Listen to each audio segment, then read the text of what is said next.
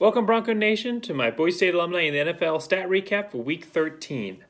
A lot of injuries this week for Boise State players. We're going to highlight those. We have 4 so far that kept Boise State players out of games. So not as significant a stat week as normal for Boise State players in the NFL, especially since some of these stats impacted some of the key players, namely Alexander Madison, but we'll get on to some of the others.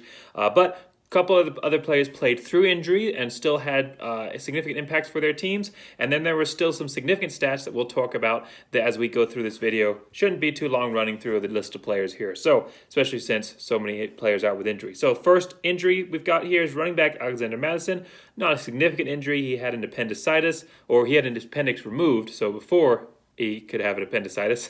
So good news is, should only be a week or a couple of weeks out. I'm not entirely sure on the timeline. Team hasn't released. The last time I saw, they hadn't released a timeline yet either. It's just going to kind of depend on how his recovery goes there. But not a season-ending injury of any type like that. And he should be back into the lineup as the second back there for the Minnesota Vikings soon. Green Bay Packers, Billy Wynn, after that great performance last week that earned him the Boise State Player of the Week nod for the most tackles for his career, of the season so far, season high in tackles. He unfortunately had a tricep injury that he sustained during that game that has put him onto the IR, injured reserve.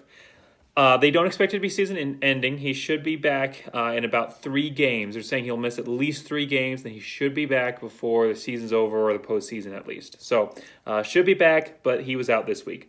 Jacksonville Jaguars, Carmelo Correa is out with a hamstring injury. He did not play. Dallas, and then we'll just jump right to the last injury here, and then circle back to those other players. Cornerback Jamar Taylor for San Francisco 49ers. I missed it last week. He had such a great performance last week, he had a contributory performance last week. It wasn't a great one, but he had a contributory performance. One of the reasons his stats were down a little bit last week is that he actually tore his ACL in that game, and which I somehow missed. So last week injury, not this week injury, last week injury, torn ACL. He's going on IR. It's a big injury for him because he's 8 years into his career. He's 30 right now. He's done a great job with the 49ers resuscitating his career, former second-round pick. But at 8 years in, it's going to be interesting to see if he can come back for this. All hopes and prayers are going to be going towards him for sure from all of Bronco Nation, hoping him a full and successful recovery. But there's a chance he may have played his last snap. If so, he has had an incredible Boise State career and a great NFL career, and we're hoping that he can get back on the field soon. So that's the big one. That's really the most significant, and that's a last week injury that I apologize that I missed there. So that's 4 Boise State players out. All the other ones not that significant, but that one definitely significant. So, past the bad bit, let's get into the rest with the good bit, which is the stats here. Moving on. So, Dallas Cowboys wide receiver Cedric Wilson, no stats, but he was on the field a lot. I watched that game right before this video. He was on the field a lot, just wasn't targeted. He was targeted one time in the end zone, but a pass interference caused him to drop the pass, and they ended up getting that call, putting them down about the 2-yard line. They were able to punch it in later. So he had a contributory effect today. He was effective in getting them down close to the end zone for the touchdown. Just was unable to come up with that touchdown today.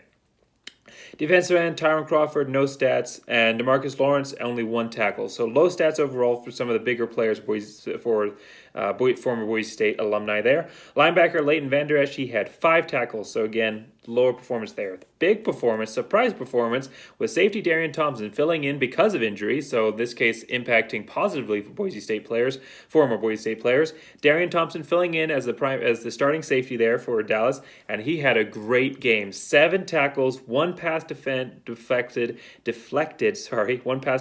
and an interception.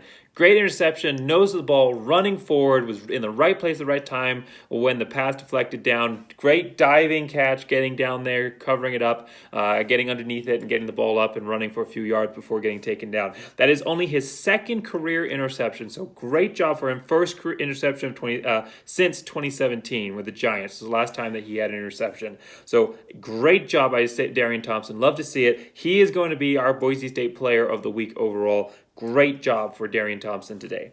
Wide receiver John Hightower for the Eagles, no stats recorded. He's really seen his offensive role reduced. I think he's going to have to climb his way back on the depth chart maybe during the offseason. Of course, the Eagles have had a rough year of it overall. They just are putting in Hurts in place of Wentz. So rough offensive outing overall for the season for the Eagles.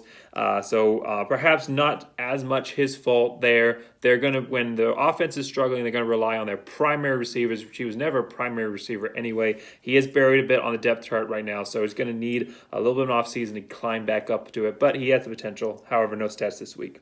Tennessee Titans running back Jeremy McNichols. Now, he was going to be our player of the week until tonight when Darian Thompson had such a great outing, but Jeremy McNichols, 2 carries for 2 yards. You don't think that's very significant. 3 catches for 15 yards. Don't think that's very significant. But he had a touchdown. Jeremy McNichols' first touchdown of his NFL career, 3 years in. Great job. He has had a touchdown in the preseason before, but of course those stats don't count. So Jeremy McNichols with his first career touchdown. If we were to break it up into offensive and defensive player, he'd be the offensive player for Boise State Alumni this week. Great job by Jeremy McNichols. Atlanta Falcons, defensive end Durant Miles, no stats. Denver Broncos, quarterback Brett Rippon, no stats off of the COVID watch list from last week.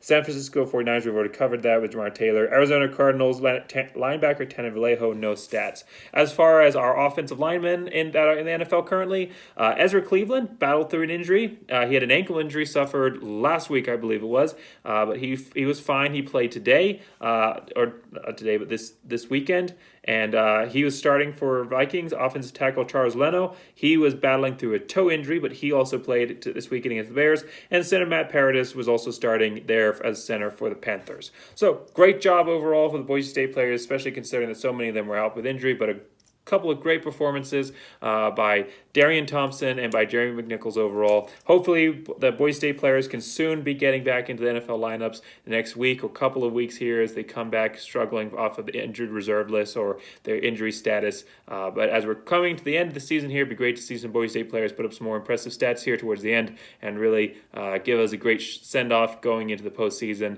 And hopefully we'll also have a lot of Boise State players in the postseason. That'll be exciting to be able to continue these videos.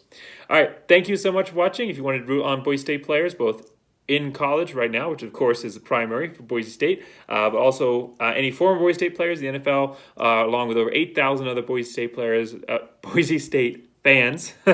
Sorry, I'm stumbling over myself here towards the end. Over 8,000 other Boise State fans, where you can be part of a large community, get great updates, always keep aware of what's going on with our Boise State players, both current and former. Make sure you join Bronco Nation Updates page on Facebook. Thank you. As always, like and subscribe if you like these videos, and make sure to keep an eye out for more. All right, thank you, and as always, go Big Blue.